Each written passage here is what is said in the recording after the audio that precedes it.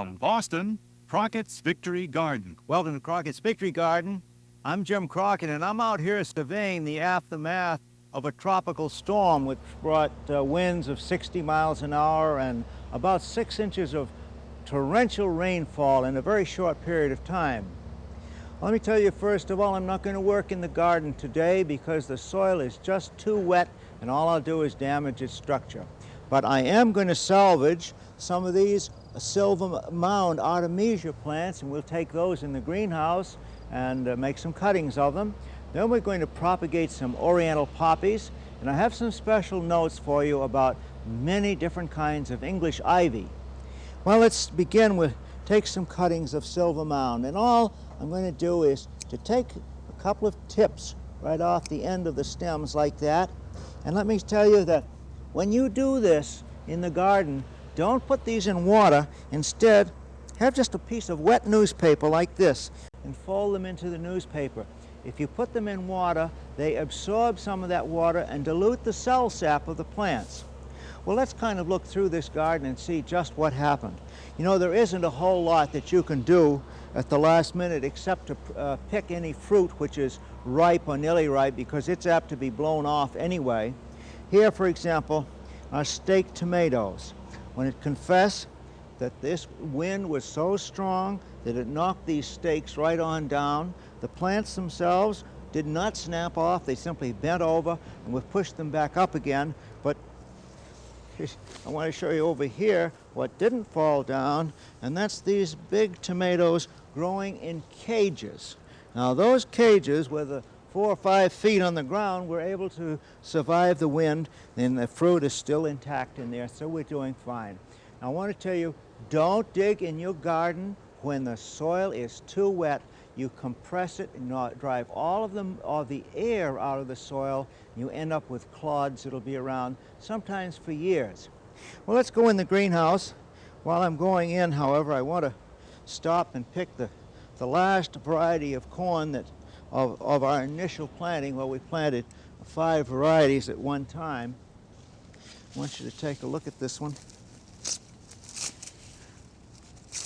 This is the variety called Silver Queen. This is rather interesting. If you look closely at this, this is a white corn, but there are a few kernels in here that are yellow, which means that some of the pollen from the corn next to it got onto this one. Silver Queen is a fine late variety, probably as tasty a corn as you could possibly get. One thing that we found here was these were lodged, we call it, pushed over by the wind. If this happens to you, straighten them up, stake them if necessary, pull some soil in around the base of the roots where those stilt roots are called. Chances are the plants will survive and you'll still get a crop.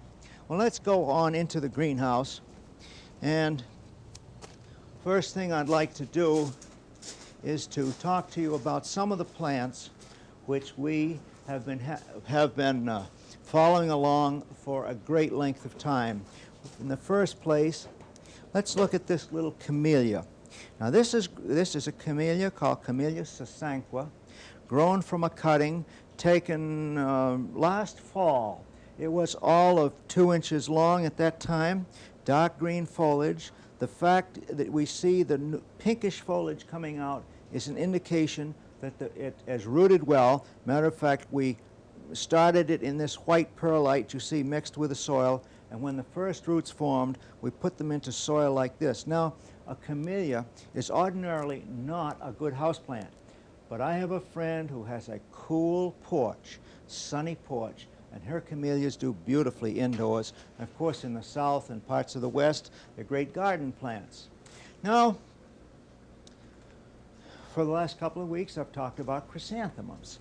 And I talked about the hardy ones that were growing out in my garden, how I started from little cuttings 2 or 3 inches tall and made these big plants during this summer. 2 weeks ago, I moved one into the perennial border. Last week, I put some into a window box. Now I want to talk about a chrysanthemum which is not a hardy one which if left outdoors, would die from the cold weather in the fall. This is an old plant left over from last year. It was given to me early this summer, and I said, well, since this is that kind of a plant, one that'll blossom late, let's take some cuttings, and we'll have some blossoms here this fall, probably in November. One cutting in each pot. We pinch each cutting off and have 3 or 4 stems from it. You notice the new roots coming all through here. This is about ready to shift into another pot in which I'll probably put about 3 of these plants together so that we have one great big one. Now, one of the plants that have been growing from seed is the primrose. The first one I want to talk about is the fairy primrose, which has the pink or white flowers on a plant about 10 or 12 inches tall. Each flower is only a ½ inch across, but comes in great, great numbers. Here you see the seedlings. The seeds themselves were just like dust. These little fellows aren't quite large enough, but very soon we'll give each of those a separate compartment in what we call a 6-pack. Now, this is a 6-pack with another type of primrose growing in it. This is called the polyanthus primrose. These plants are about 2 months old. This is the variety whose blossoms can be yellow, cream, pink, red, white, or the richest purple that you can imagine. Each flower individual flower is as much as 1.5 inches or 2 inches across. Can grow these to flower in the house or in the garden. This is the polyanthus primrose. Along in June, I talked to you about rooting some shrubs from plants that were growing in your garden. So I brought in here my rose bush. Now, I want to show you that these little things, which don't look very significant now, have rooted.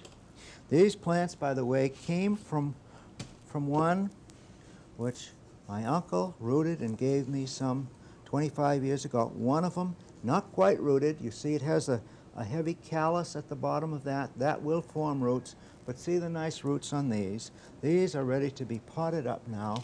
We'll just use our ordinary potting soil, put them in rather gently like this, and you can see that we can have a rose bush without going to a lot of trouble to get one.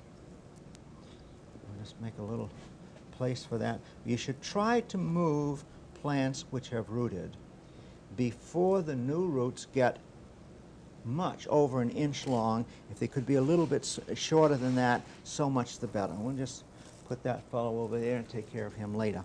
Now, we'll talk about poinsettias. About a month ago, I brought in some poinsettias. These are plants which were left over from a year ago.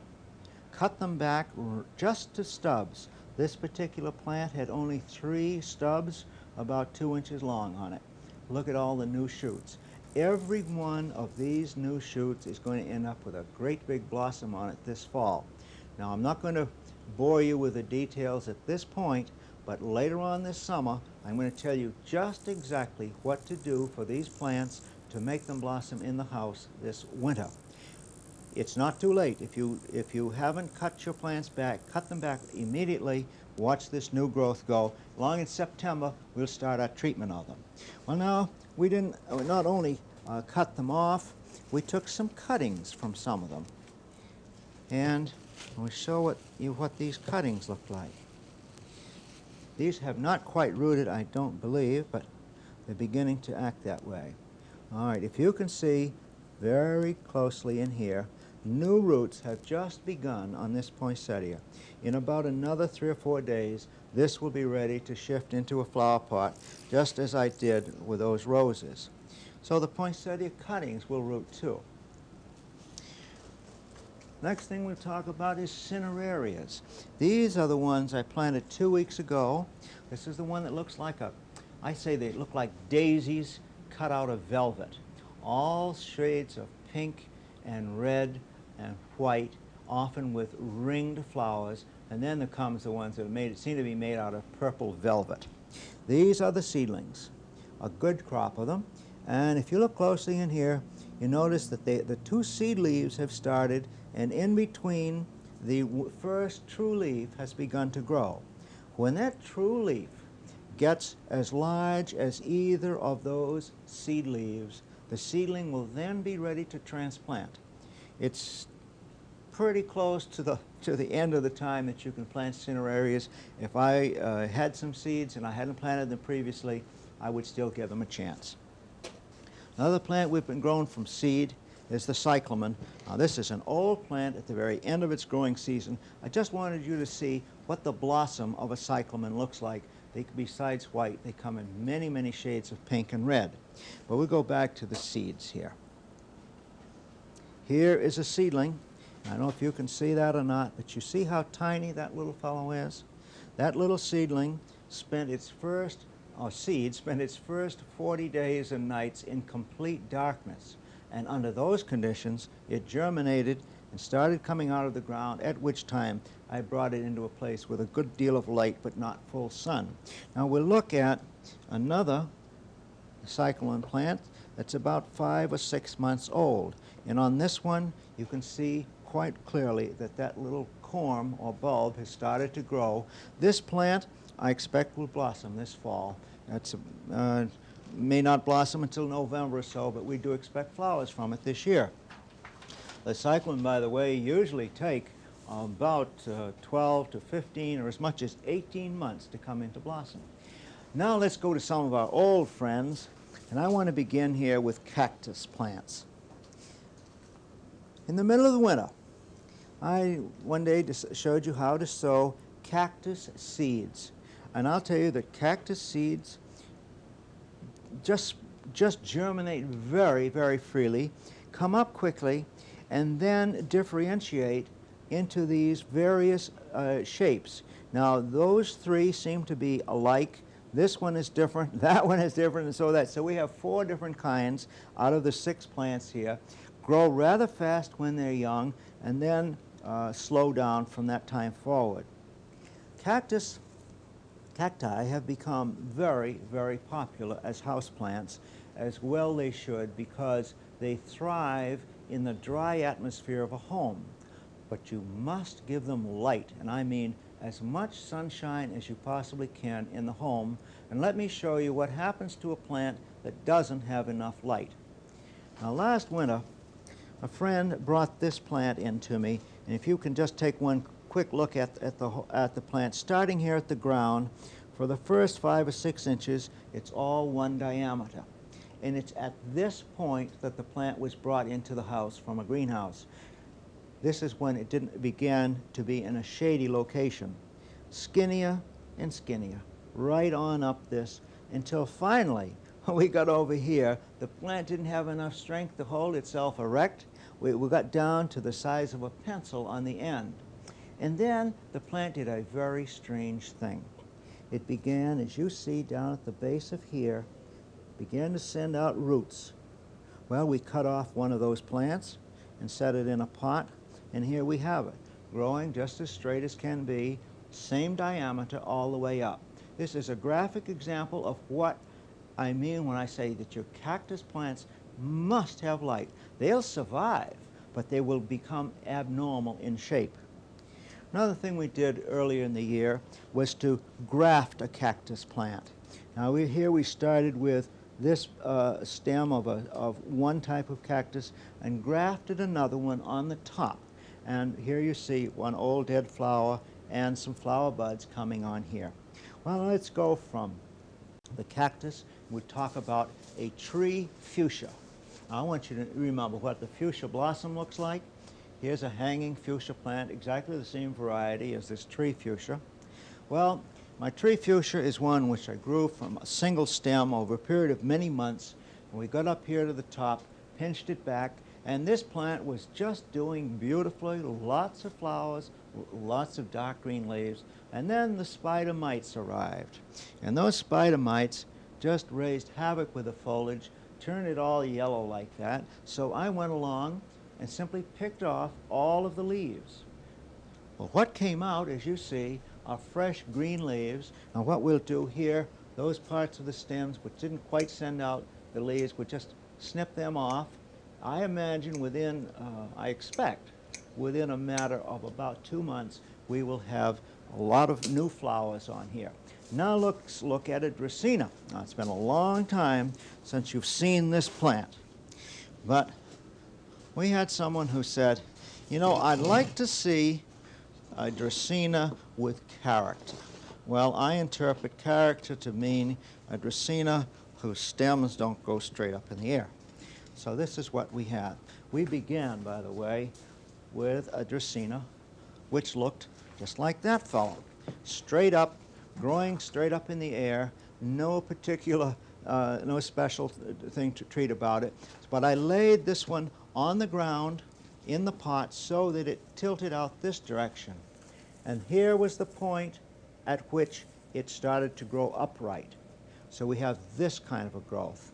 Then I said, I know how to make this dracaena have new stems down at the base, and none of these existed. What I did was take my knife and cut a notch about 1/3 of the way through the stem right here. You might say that acted as kind of a dam for the sap. What backed up, and here we have this great new stem and even a secondary one coming. So this is what you can do for the dracaena. By the way, dracaenas do beautifully in full sun or partial shade. They will live for many, many years, and as they become big, they get more expensive to buy. This one, if you want to grow a crooked one, lay it on its side for a while. It'll come up straight, and then you can bend it the other direction. You get another crook out of it.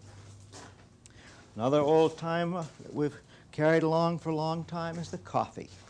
We planted coffee and tea. The tea seeds never made it. The coffee didn't seem to until I put a heating pad underneath it to make the soil about 85 degrees. And here we have some lusty, every one of the coffee seeds came up, 6 of them. Makes a good house plant, but don't go tampering with the leaves. Don't touch them because they're rather tender. Eventually they'll have white flowers, red berries. You can grow your own brand of coffee. Now we'll go to one of the specialties today, and that is English ivy. I want to begin by showing you a type of English ivy which is the original form. This is the kind which makes a good ground cover, but this is what I don't like about it as a house plant. They have this long, gawky stem with wide spaces between the leaves. Will live on the house fine, but it's just not as attractive as some of the plants which have been derived from this, which are identical in bloodline, but are selections with different leaf forms and different habits of growth. For example, up here, this is a Pittsburgh, so-called, a Pittsburgh English ivy. Short growth, tiny leaves, close together. The plant branches and rebranches and becomes a very thick type of growth, a good one for the house. And then we have over here some other forms of the ivy. Now this one is called a crinkled leafed one. Again, a very short one. We have one here the ladies seem to like called the needlepoint ivy, sharp pointed leaves. And then I like this particular one, which is called the heart leaf. You can see the shape of those leaves. Now the interesting thing about ivies is there couldn't possibly be a plant easier to propagate.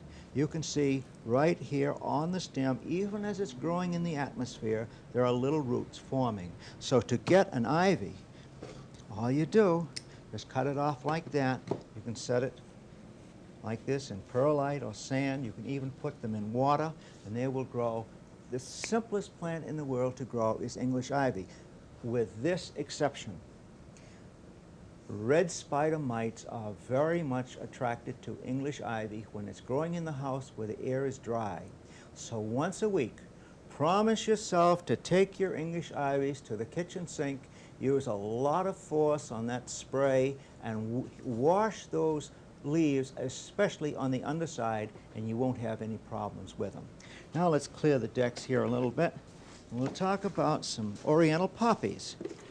Now, I don't know if you remember what oriental poppies look like, but I brought along a picture today to show you just what they are. This is one of the most handsome perennials that you could imagine that flower in early summer in this part of the country in June. After they flower, they die right back down to the ground and disappear. It is during this stage of their life that they could be handled like cordwood. Any other time of the year, if you try to dig an English ivy and transplant it, chances are you're going to lose it. It will die.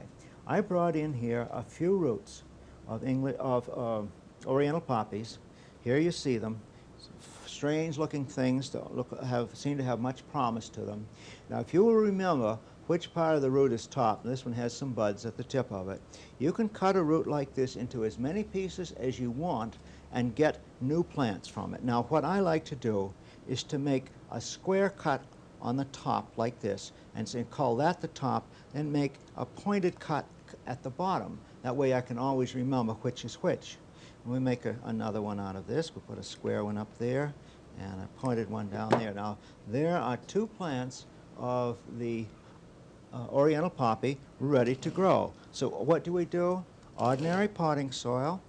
I'm going to just stick a hole in here, push them with their top up about a ½ an inch beneath the surface.